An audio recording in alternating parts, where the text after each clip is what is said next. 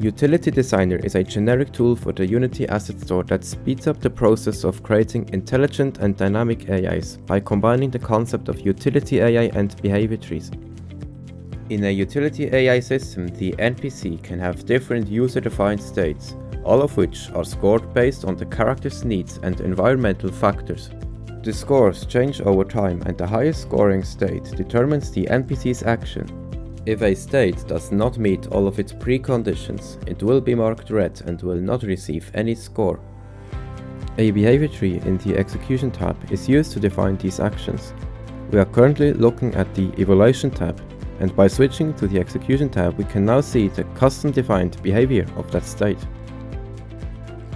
A behavior tree is very flexible and allows us to easily create any kind of behavior that's needed to execute our states.